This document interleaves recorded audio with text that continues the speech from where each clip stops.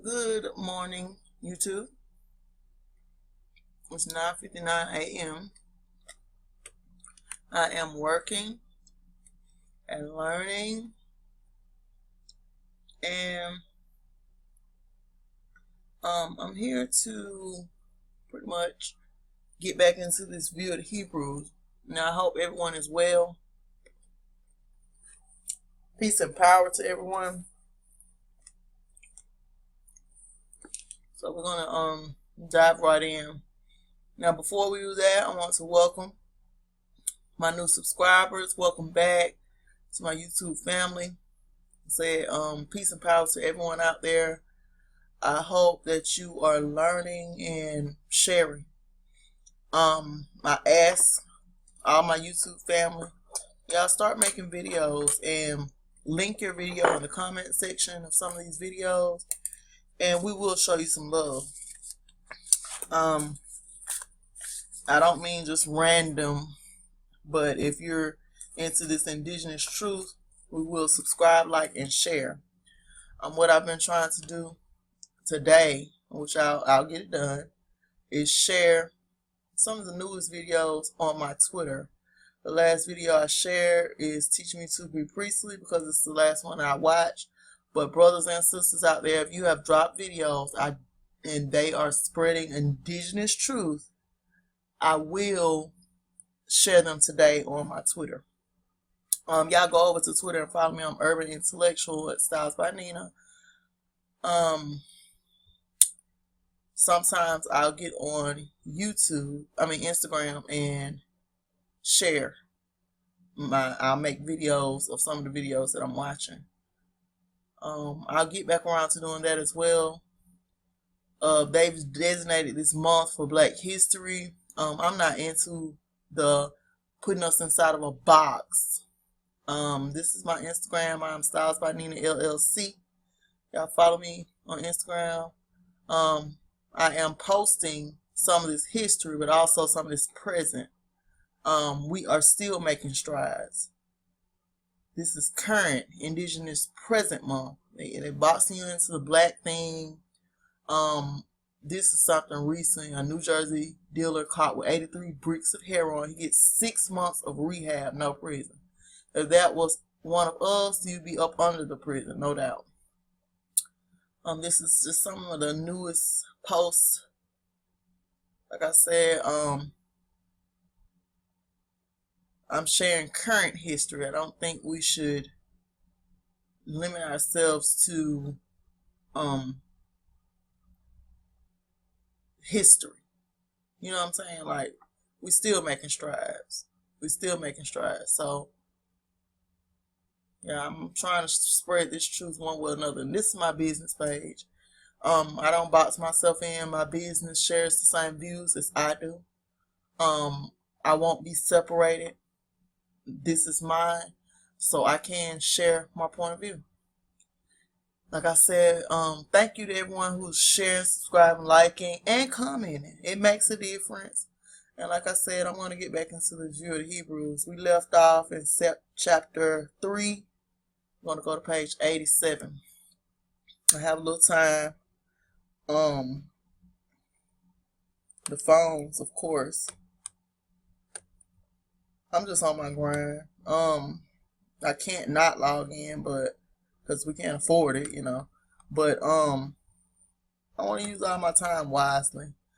Like I said, there's a call. I'm calling y'all out. Make these videos and share some of this truth.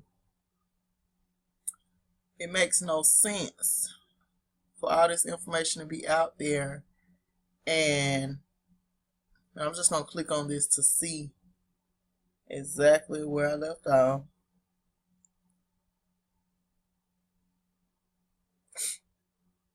One moment, y'all. It is asserted is their traditional song of praise to the Great Spirit.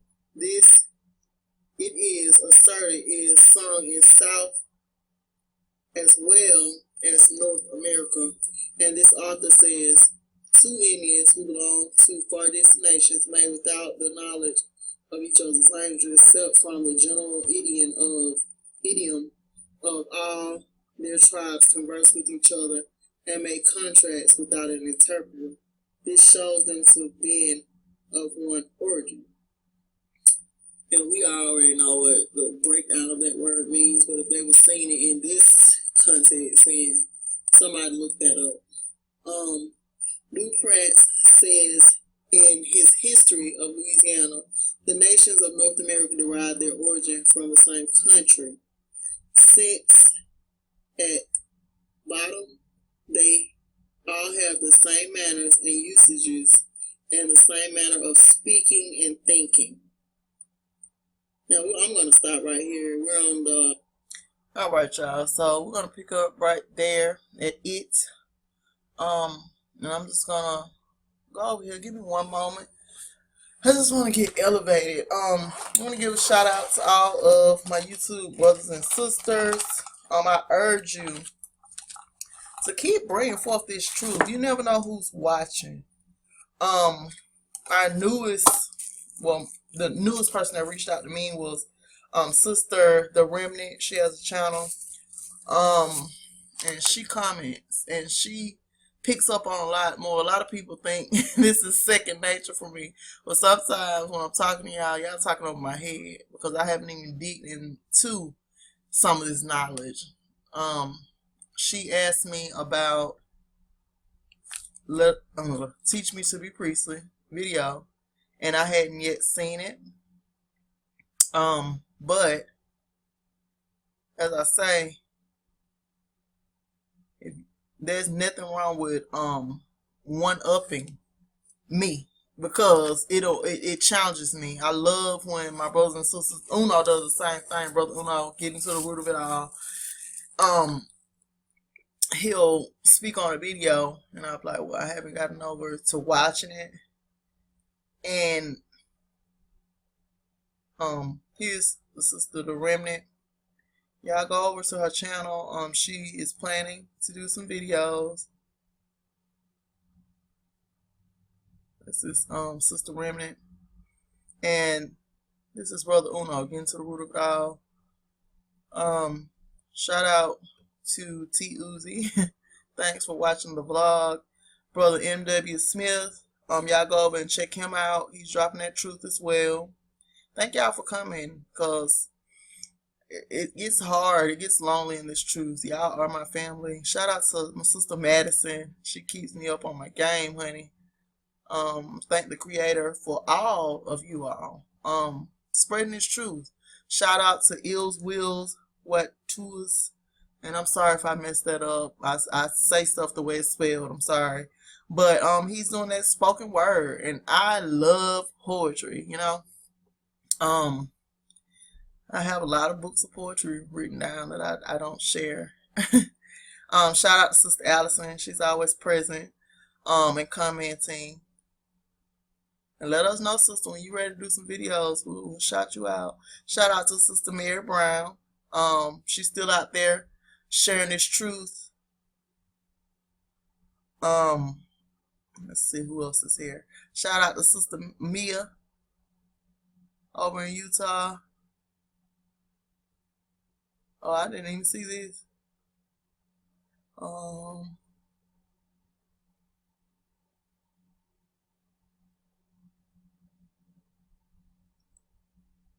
Like I said,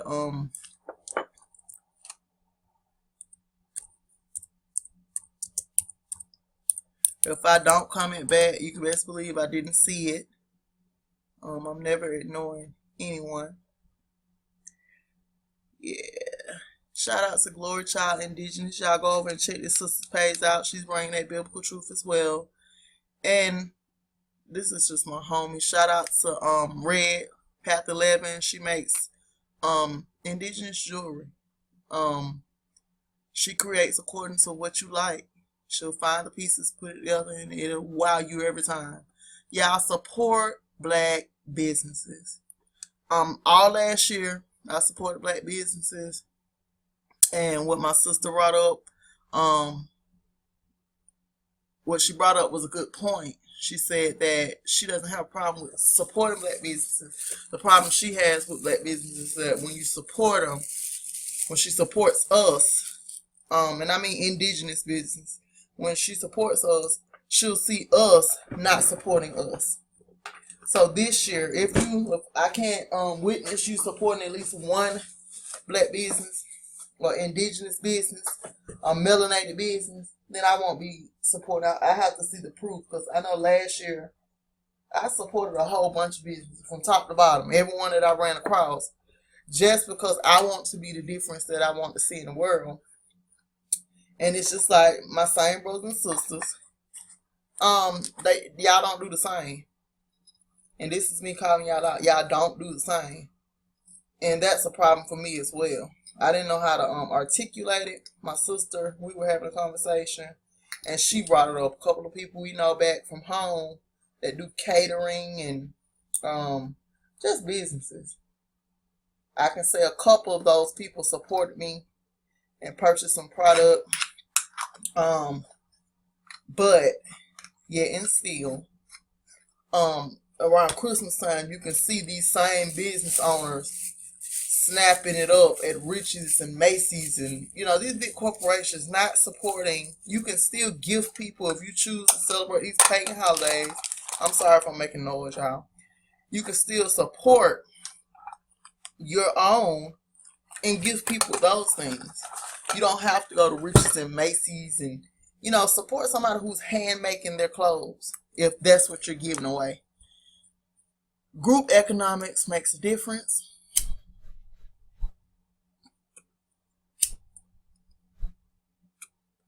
And I read better when I'm elevated, y'all, so don't shame me. It just seems like I get kind of, the words don't flow like they would when I'm just chilling. You have to know thyself, and that's something I've noticed about myself. Now, everybody do what you do. No way in any manner trying to influence anybody.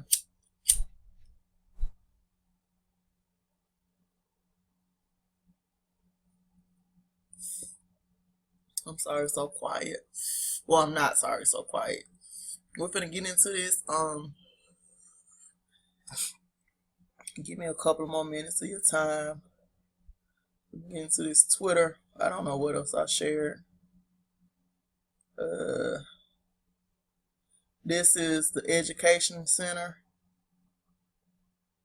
I just learned that I can just on my phone just share the video to my Twitter, so that's what I've been doing.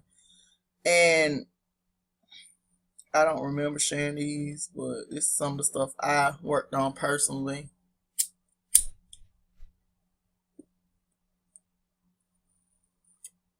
But I'm using this is Sister Mia. Let's do this right here. Yeah, if y'all wanna donate to Sister Mia, I encourage her to get her a GoFundMe page. She's still trying to get settled into Utah. She created it a month ago, and the creator has held her down. But if you have any extra, by all means, go over there and donate to her GoFundMe. I had a GoFundMe trying to relocate. It's gone. I'm Brother Uno said we need to fast. So by the end of the month, we will be entering into another fast. The first fast that we did was last year, and the only person who signed on for it was Sister Mia. So we fasted together for 7 days. This one is going to be a little longer. If you want to enter into this, I'll say covenant, and not like God covenant, like I'm not God, but if you want to enter into this agreement with your brothers and sisters and fast, we are doing a water fast, fruit and vegetable fast. You can fast from anything though.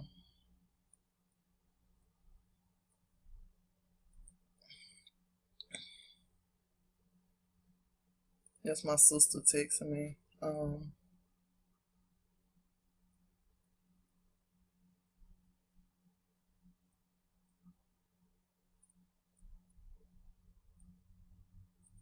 Sorry, y'all. Let's get into this. I think I'm cool. I'm laid back right now. Now we're on chapter 3, page 86, going into 87. It is ascertain that no objection arises against this from the different shades of complexion found among different tribes of Indians. The color of the Indians generally, says Dr. Buddinot, is red, brown, or copper according to the climate, and the high or low ground. Mr. Adair expresses the same opinion, and the Indians have their tradition that in the nation from which they originally came, all were one color. According to all accounts given of Indians, there are certain things which all agree. This appears in the journals of Mr. Giddings of his exploring tour. The most distant and barbarian Indians agree in a variety of things with all other tribes. They have their great spirit, their high priest, their sacrificing when going to or returning from war, their religious dance, and their sacred little enclosure containing their most sacred things, though it be but a sack instead of an ark. Messrs. Lack and Escarbotis both assert that they have often heard the Indians of South America sing Hallelujah. For thousands of miles, the North American Indians have been abundant in this. Dr. Williams, in his History of Vermont, says in whatever manner this part of the earth was peopled, the Indians appear to have been the most ancient, or the original men of America. They had spread over the whole continent from the 50th degree of north latitude to the southern extremity of Cape Horn, and these men everywhere appeared to be the same race or kind of people. In every part of the continent, the Indians marked with a similarity of color, features, and every circumstance of external appearance. Pedro de Sica de Leon, one of the conquerors of Peru, and who, we're on page 88, chapter 3, had traveled through many provinces of America, says the Indians, the people, men and women, although there are such a multitude of tribes or nations in such diversity of climates, appear nevertheless like the children of one father and mother. Oloa, quoted by Dr. Williams, had a great acquaintance with the Indians of South America and some parts of North America. Speaking of the Indians of Cape Breton in the latter, he declared them to be the same people with the Indians in Peru. If we have seen one American, said he, we may be said to have seen them all. These remarks do not apply to all the people in northern extremities of America. The Esquimaux natives appear to be a different race of men. This race are found in Labrador, in Greenland, and round Hudson's Bay. All these appear evidently the same with the Laplanders, Zemblins, Samoyeds, and Tatars in the east. They probably migrated to the Western Hemisphere at periods subsequent to the migration of the Indians. They, or some of them, might have come from the north of Europe, from Norway to Iceland, then to Greenland, and thence to the east coast of Labrador, and farther west. But the consideration of those different people does not affect our subject. Number 2, their language appears clearly to have been Hebrew. In this, Dr. Edwards, Mr. Adair, and others were agreed. Dr. Edwards, after having a good acquaintance with their language, gave his reasons for believing it to have been originally Hebrew. Both, he remarks, are found without prepositions and are formed with prefixes and suffixes, a thing properly known to no other language, and he shows that not only on page 89, chapter 3. The words but the construction of phrases in both have been the same. Their pronouns as well as their nouns. Dr. Edwards' remarks are manifestly from the Hebrew. Mr. Adair is confident of the fact that their language is Hebrew, and their laconic, bold, and commanding figures of speech he notes as exactly agreeing with the genius of the Hebrew language. He says that after living 40 years among them, he obtained such knowledge of the Hebrew idiom of their language that he viewed the event of their having for more than 2 millenaries and without the aid of literature preserved their Hebrew language so pure to be but little short of a miracle. Relative to the Hebraism of their figures, Mr. Adair gives the following instance from an address of a captain to his warriors going to the battle. I know that your guns are burning in your hands. Your tomahawks are thirsting to drink the blood of your enemies. Your trusty arrows are impatient to be upon the wing, and lest delay should burn your hearts any longer. I give you the cool, refreshing word. Join the holy ark and away to cut off the devoted army. A table of words and phrases is furnished by Dr.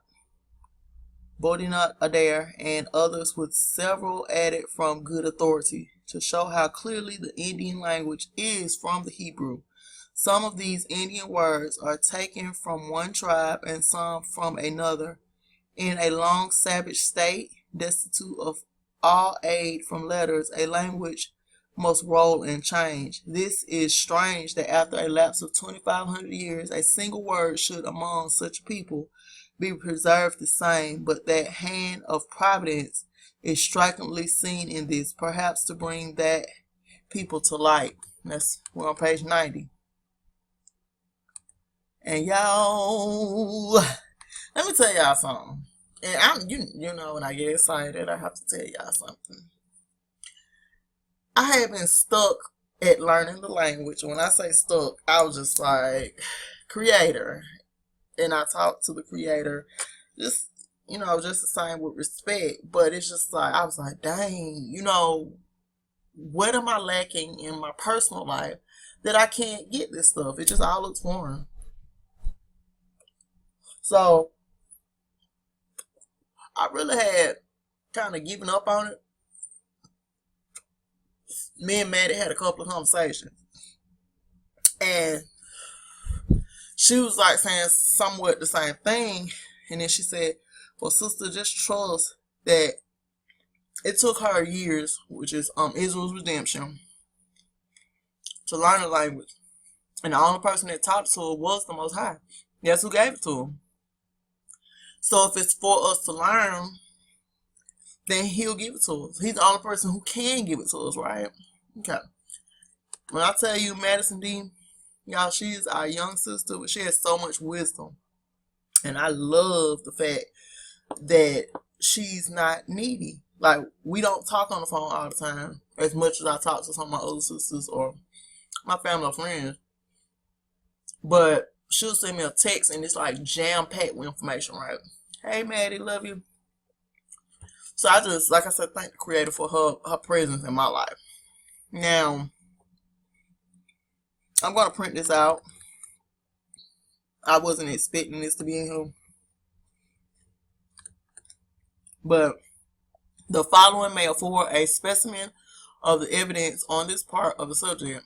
I just did not expect for this to be in here.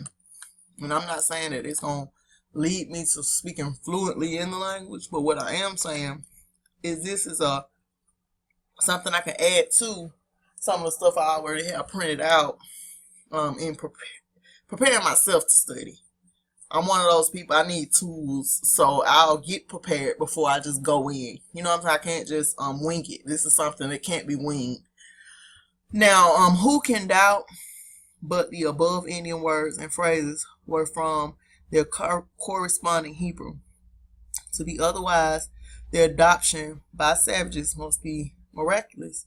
And if they be from the Hebrew, surely these Indians must be the very 10 tribes of Israel. We're on page 91. And some of those words and phrases are on page 90, chapter 3. Governor Hutchinson observed that many people at the time of the first settlement of New England pleased themselves with the conjecture that the Indians in America are the descendants of the 10 tribes of Israel. Something was discovered so early, which excited this pleasing sentiment. This had been noted as having been the sentiment of Reverend Samuel Sewall. Again, Samuel Sewall, Brother Ed brought this information to us about Samuel Sewall. Of Vice President Willard and others. Governor Hutchinson expresses his doubt upon the subject on account of the dissimilarity of the language of the natives of Massachusetts and the Hebrew. Any language in a savage state must in the course of 2,500 years have rolled and varied exceedingly. This is shown to be the case in the different dialects, and many new words introduced among those tribes which are acknowledged to have their language radically the same. The following facts are enough to answer every objection on this ground. The Indians had no written language, hence the English scholar could not see the spelling or the root of any Indian word, and the guttural pronunciation of the natives was such as to make even the Hebrew word that still might be retained appear a different word, especially to those who were looking for no Hebrew language among them. And the following noted idiom of the Indian language was calculated to hide the fact in perfect obscurity, even had it been originally Hebrew. Viz., the Indian language consists of a multitude of monosyllables added together. Every property or circumstance of a thing to be mentioned by an Indian must be noted by a new monosyllable added to its name. Hence it was that the simple word our loves must be expressed by the following long Indian word. No woman, Tamon, no woman, Tamanmun, Canon, Nash. I tried it. Okay, so we're on page 92, chapter 3. And I'm going to wrap this up by the end of this page. I have to clock in.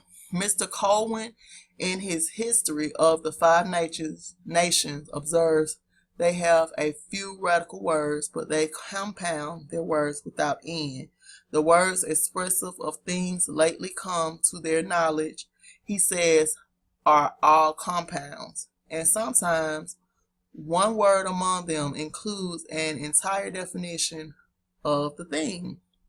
These things considered of a language among savages 2,500 years after their expulsion from Canaan must answer every objection arising from the fact that the Indian language appears in some things very different from the Hebrew, and they must render it little less than miraculous, as Mr. Adair says it is.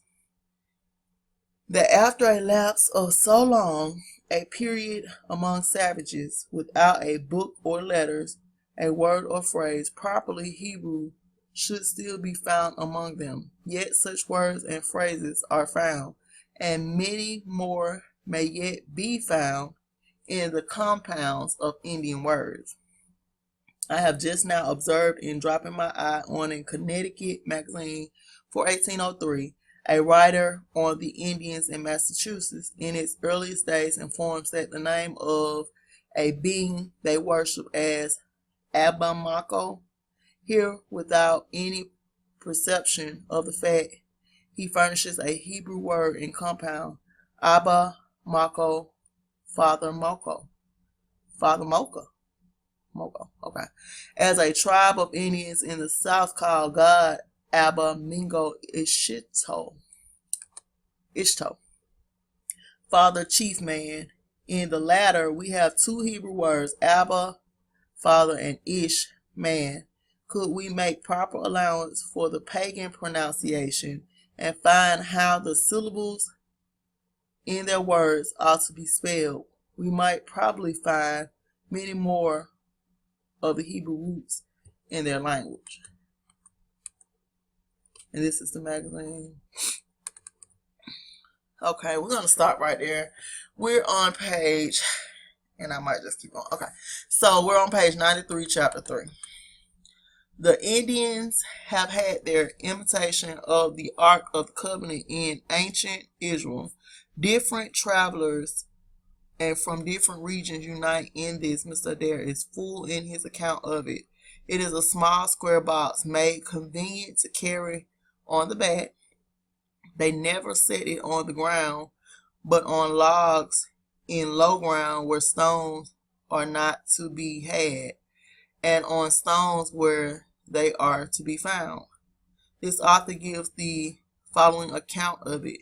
It is worthy of notice, he says, that they never place the ark on the ground, nor sit it on the bare earth when they are carrying it against an enemy.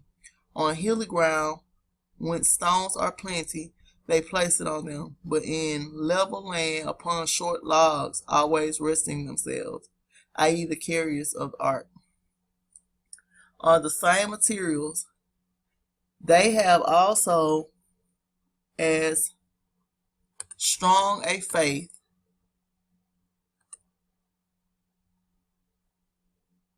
of the power and holiness of the ark as ever the Israelites retained of theirs. The Indian ark is deemed so sacred and dangerous to touch either by their own sanctified warriors or the spoiling enemy, that neither of them dare meddle with it on any account. It is not to be handled by any except the chieftain and his waiter, under penalty of incurring great evil, nor would the most inveterate enemy dare to touch it. The leader virtually acts the part of a priest of war, pro tempore, in imitation of the Israelites fighting under the divine military banner. Dr. Boudinot says of this ark, it may be called the Ark of Covenant imitated. In time of peace, it is the charge of their high priest. In their wars, they make great account of it. The leader acting as high priest on that occasion, and his darling waiter carry it in turns. They deposit the ark of some of their most consecrated articles, the two carriers of this sacred symbol, page 94, chapter 3, before setting off with it for the war, purify themselves longer than do the rest of the warriors. The waiter bears the ark during a battle. It is strictly forbidden for anyone but the proper officer to look into it. An enemy, if they capture it, treat it with the same reverence. Dr. Boudinot says that a gentleman who was at Ohio in 1756 informed him that while he was there, he saw among the Indians a stranger who appeared very desirous to look into the ark of that tribe. The ark was then standing on a block of wood covered with a dressed deerskin. A sentinel was guarding it, armed with a low bow and arrow. The sentinel, finding the intruder pressing on to look into the ark, drew his arrow at his head and would have dropped him on the spot, but the stranger, perceiving his danger, fled. Who can doubt the origin of this Indian custom, and who can resist the evidence it furnishes? That here are the tribes of Israel. See Numbers 10, 35, 36, and 14, 44. Number 4. The American Indians have practiced circumcision. Dr. Beauty, in his journal of a visit to the Indians in Ohio between 50 and 60 years ago, says that an old Indian informed him that an old uncle of his, who died about the year 1728, related to him several customs of former times among the Indians, and among the rest, that circumcision was long ago practiced among them, but that their young men made a mock of it, and it fell into disrepute and was discontinued. Mr. Mackenzie informs that in his travels among the Indians, he was also led to believe the same fact of a tribe far to the northwest, as stated in the Star in the West. Dr. Budenot assures that the Eastern Indians informed of its having been practiced among them, page 95, in times past, but that latterly, not being able to give any account of so strange a rite, their young men had opposed it, and it was discontinued. Emmanuel de Moraes, in his History of Brazil, says it was practiced among the native Brazilians. What savage nation could ever have conceived such a rite had they not descended from Israel? Okay, we're on page 95, chapter 3. We're going to stop right there. We're going to start back on 95 at number 5. We are breaking this stuff down, and this book is getting good. Shout out to M.W. Smith for giving me the link and also asking me to read it. Thank you, brethren. Peace and power to everyone. And I'm going to stop right here, and I'm out of here.